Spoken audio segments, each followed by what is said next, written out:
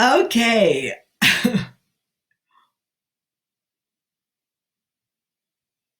Okay, everyone. I came on like a half a minute early. I just want to make sure this is working. Okay, pray that it's working today. I want to welcome you all on the Rich Girl series today, and I am so smiling. I'm so smiling because Megan Rapica sent me some pictures of when she was at her first seminar, and I got to say, she doesn't look much different. she looks she looks the same. I'm telling you what, that girl uses a great product, right? Yeah. Oh, it's really good to be with all of you today. This beautiful, beautiful Monday, the week of Easter. Yesterday was Palm Sunday. I just love this week. I love the feel of spring in the air. I got to tell you, I just love everything about it. So it's great. Like I said, it's great to be with you. And this is the Rich Girl Workshop. And what does it mean to be Rich Girl Workshop? It's so much more. In fact, it has little to do with finances. It has everything to do with happiness, success, feeling worthy, being able to control more of your future and more of your experience by the way we think. It's all about also doing. It's just all about everything in our life. And I'm taking all these years that I've had as an entrepreneur and I'm filtering into this weekly workshop. So thank you. If you love it, please just write some comments because this is the format I've chose in which to speak my heart to you. I know that we have been thinking a lot about thoughts. Now, I got to tell you, my thought right now is with this new setup I have here, where are your comments? I don't know. But if you write me a comment, that would really, really help. Okay. Oh, okay. I got some reactions. This is good. Feeling a little insecure today, I have to tell you, but I'm moving ahead. I am moving ahead. We have been so talking about thoughts. We have knowledge that we have like 60,000 thoughts a day plus, right? But with more time on our hands, we're more likely to be thinking a whole lot more thoughts than ever before. What are you going to be glad someday that you thought about today? So, what thoughts do you keep thinking about, all right? So I'd love for you to comment on that, put it in the comment section, even though for some reason I can't see them right now. I'm sure that when you do, it'll come up. But what have you been consistently thinking about? Put that in the comment section because everybody else will be able to see it, which is always good. So between the thought and the action, there are many times like a long pause between the thought and the action. There can be this really long pause for hours, weeks, days, maybe years. So what is your brain doing while it's pausing? Is it thinking about, well, how am I going to do that thing? Is it thinking about putting off and substituting something else so you don't have to think about it? Is it waiting for another thought to come to us so we can have one to think of that seems a little bit more comfortable, doable, not quite so hard? Or are we waiting for a better time? Are we waiting for more support? Are we waiting for more energy or more passion? Okay, you fill in the blanks to that one. The thought can be if I, like this, I want to just take this thought, which has been a lot of people's minds lately. I mean, for a lot of people, you're an entrepreneur. Should I be trying to be using Facebook, online parties, or tutorials? Is my thought that no one will attend or I'm just not that creative? Or have you been thinking, I'll do Facebook parties, I'll do these tutorials, and I'll learn a lot and I'll get better, and I got to start somewhere. Where have your thoughts been? Because the one that you feed is going to stay, right? Some thoughts, I got to tell you, some thoughts are sneaky little beasts. They don't want you to change or try anything new. So they start with little things like, wait and see if this whole thing catches on, and then maybe I'll do it. That's like the person who is waiting to see if, I don't know, if fashion is going to catch on or something, I guess. But you might even be thinking that maybe for some reason you're not good enough, or you don't know how, or you don't look that good on screen, or you are not marketable. Those are nasty thoughts, but they can win out. And when they do, when they win out, no action is taken. Yet our self-esteem takes a tumble. It takes a tumble, and then our passion and our energy just simply goes with it. So here's what I know. I know that by necessity, the necessities that we have in life, right? They become the mother of invention. We need something, we think of how to get it. As you've seen, we have been doing these last few weeks. You may have been noticing something about me, that my bangs have been kind of long. Maybe you noticed it, maybe you didn't. I don't know. But so last week I pinned my bangs over to the side with a pin. And I told myself that I cannot cut my own bangs. And this is my really good, solid personal experience. And it's also my excuse. But why did I think that way? Okay, because I remember a really long time ago, I cut my bangs and I did not allow for them to dry, that they would pull up. And so they were a lot shorter. I cut my bangs so short that I was really uncomfortable and pretty scary looking for weeks. I thought people were staring at me everywhere I went because of my crazy short bangs that kind of looked a little bit cartoonish. You know that guy on Dumber and Dumber, the dark-haired guy? Well, my bangs looked like those bangs. For sure they did.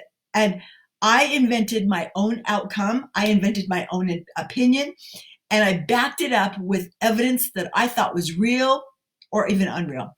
See, if your brain wants to believe something, it will. It will, even if it's not true. It does it all the time, right? It forms opinions of people. It blames others for the way we feel. It has some, weird beliefs about food. Yeah, okay, for sure. Thousands and thousands of opinions about ourselves, situations, past experiences, just on and on and on. So, here's how you can tell this is to be true, is you just ask your siblings that you grew up with, if you have brothers and sisters at home, how life growing up was. Because each one of them will remember something completely different, things that didn't even happen in your mind, but happened in their mind. They have completely different opinions about the thoughts about growing up in your home. You might be thinking that, right? And it's true. It's really true. Ever have a conversation with your siblings? It's true. And you might be thinking right now, like, brother, sister, who are you? Who were the parents that you grew up with? Those were not my parents. So everybody thinks that they got it right. Because it's their experience. So here's what I did. A couple of days ago, the story about the bangs is not over yet. Okay, so a couple of days I went on YouTube, because you can learn anything through YouTube. You can learn anything. So I looked up how to cut bangs. And there I stood in my bathroom. I was sweating with a pair of scissors. Yeah, and they were dull in my hands, overlooking my bathroom sink, okay, with my husband Mike in the background, because I was going to show him that I was brave and that I could do hard things, right? So, okay, now I know that they're not perfect, but I got to say, I cut them, and I got a little rush. I mean, they may not be short enough, but I'll tell you, they're a lot better than they were a week ago. I got a little rush out of this, though, trying something new that I had previously said I could not do, and was pretty sure. I even backed it up with evidence that I couldn't do it. So in the same day, okay, I had an enlightening day, gotta say, these are my enlightening days now. In the same day, in the afternoon, I didn't have a whole lot on my to-do list. I mean, my to-do list was just blank. I didn't have anything on there. So and that's highly unlikely for me, especially because I know in times of uncertainty, loyalty to my routine and getting a plan in place is vital for my best outcome and to feel better about my day. So guess what I did? I wrote down my list in the afternoon. Dust the house. I worked out. I cut my bangs. I ate lunch. Okay, I put that down, ate lunch. And catch up on my email, organized some training. So as I note here, I had already done those things, but I wrote them down afterwards because I know if I would write them down and then check them off, I would feel better. I would get a spark of dopamine in my brain, and it would give me energy and a little more passion back. And guess what? It did. Okay, but that's not what I'm talking about today. Okay. Have you, my friends, been avoiding anything? What would we avoid? What would we avoid? Well, we usually avoid things that we fear. Anything that we procrastinate doing is going to build up fear and tear down our confidence in other things too. You know what? Doesn't that just make you mad? Makes me mad. So I get angry, and then I realize that I've allowed fear to decide my fate.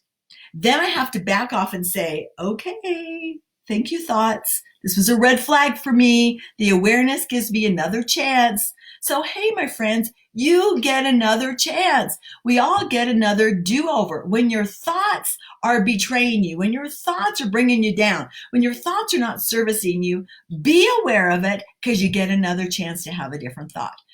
Pressures that we're feeling are not permanent, and failure is not forever. Here's what I know. We all have another chance. We get a do-over. We have another chance in God's eyes, always, and in our own. We can readjust our thinking, learn something new in the process, and that progress is ours a little bit more in that magical moment.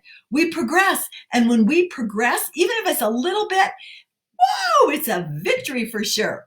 So offer your brain the alternative. Spend the same amount of time to think on the best case scenario.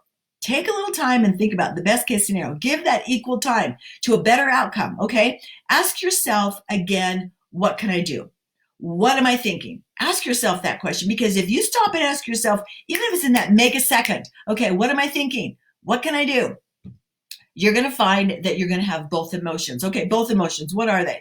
Well, you're going to have the emotion of I'm afraid at times, and then also make sure you get the other one in there. I'm resilient, or something like that, right? Or I am worried, but I'm also capable. I am bored and lazy, but I'm also resourceful and creative. I'm freaked out. I'm also contributing. Okay, so come on, we have both of those thoughts. And being aware of this helps you balance both of them out. Then guess what? You get to choose the one that serves you best. So find the thoughts that are most true to you. You cannot pretend your way to peace. You must find the grain of truth within all of this that is true for you.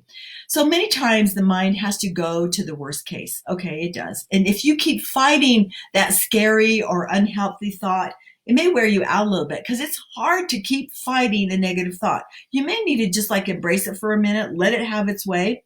So think of balancing your thoughts and be sure you recognize the scary or fearful thought. Remember from past recordings where you're talking about thoughts, remember there's sometimes the unattended toddler in your brain that's gone amok, that's just running around.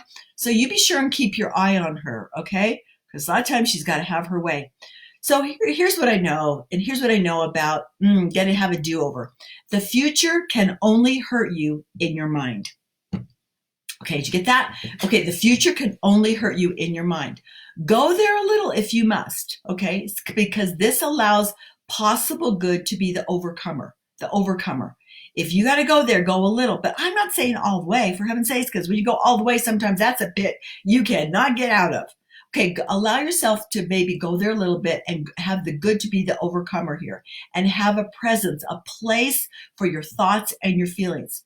So I just want to just say happy Easter and amazing, amazing celebration in our life and what it really means in our life. I want to end with one of my favorite poems. And then I am really hoping that you have left me comments, because with this new program, you guys, I seriously can't tell anything on here at all. So I'll be reading your comments after I push off or whatever I'm pushing today. Okay, so this is by Edgar Guest, and the poem is called Equipment. Love this. Okay, so he begins. So figure it out yourself, my friend. You've all that the greatest have had within.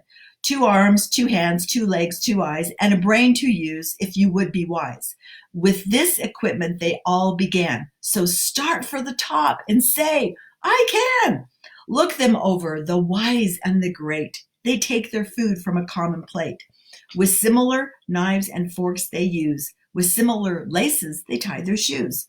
The world considers them brave and smart, but you've all they had when they made their start.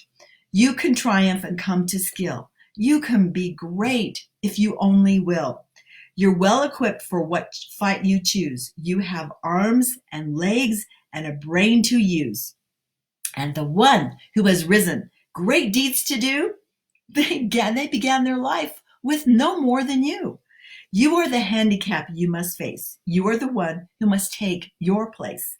You must say where you want to go and how much you will study the truth to know. God has equipped you for life, but He lets you decide what you want to be. Courage comes from the soul within. You must furnish the will to win. So figure it out for yourself, my friend. You were born with all the great have within. With your equipment, they all began. So get hold of yourself and say, I can. Happy do-over day to everybody. Love you guys. Thanks for joining me today.